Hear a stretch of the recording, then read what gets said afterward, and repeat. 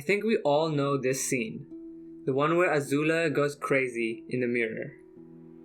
It seems like a pretty normal scene compared to everything else.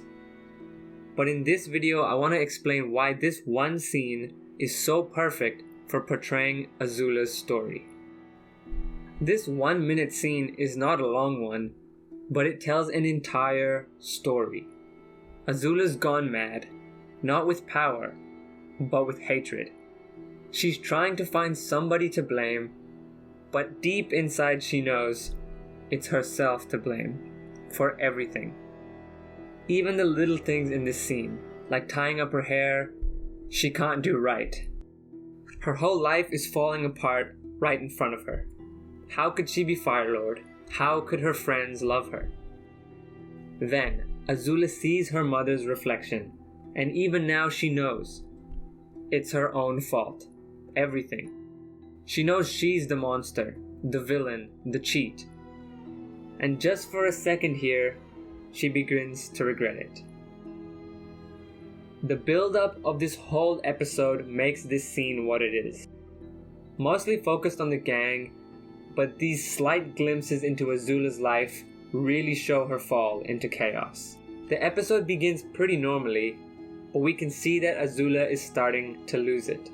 Right from the start, with her yelling at her servant, we think here, oh, this might just be normal Azula. Crazy as usual. But what we don't realize is things are about to get worse. She's just at the tipping point. Getting rid of her servants and the Dai Li, getting rid of Lo and Li. At this point, everything in her life has just disappeared before her. And there is nobody to blame but herself. For her whole life, Azula has had no one. No real friends, no one to confide in, no one there when she needed it. Her mother tried but never could. She never could be there for the monster. Zuko was banished, and even Mai and Ty Lee don't love Azula. They're friends with her out of fear. Now in this final scene, she has truly lost everyone. She's gained the throne, but at what cost? Even now her father has left, Zuko's turned to the good side, and Mai and Ty Lee, her only friends, betrayed her. For the first time in Azula's life, she is physically and mentally alone. No one to boss around out of fear, no false friendships, no false respect from anyone. This time, she's all by herself.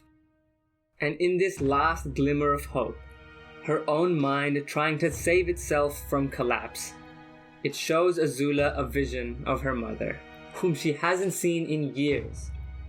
But not a vision with hate and anger, but one with love. Azula did have people who cared about her. She always did. But it was Azula's desire for control and power that pushed everyone away. They didn't leave because they hated Azula. They left because Azula made them hate her. She's not just looking at her mother in this vision, but she's looking deep within herself. Was she right to do these things? Has she made the right decisions up till this point in her life? We know she hasn't, but the mind desperately wants to be correct. Azula can't be wrong. She couldn't be. She snaps back at her mother. What choice do I have? Trust is for fools. Fear is the only reliable way. But it isn't her mother here. It's herself. Her own mind trying to convince itself, trying to redeem the monster within. But Azula can't. She can't let go of her identity, which she's known her entire life. She's lost everyone. She can't lose herself too. Even though deep down she knows that it's the best thing to do for her.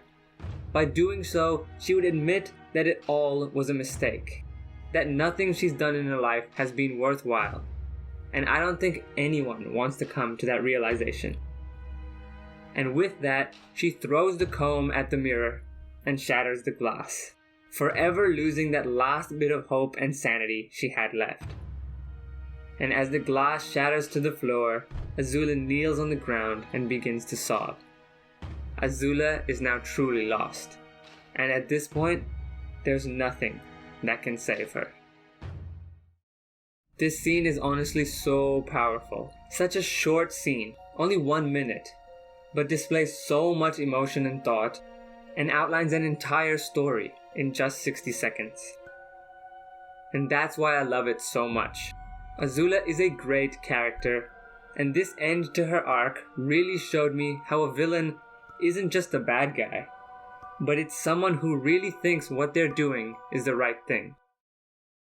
Anyways, I do hope you enjoyed this video. Let me know what you think of this scene and what you think of Azula as a character. Make sure you subscribe for everything Avatar, and until next time.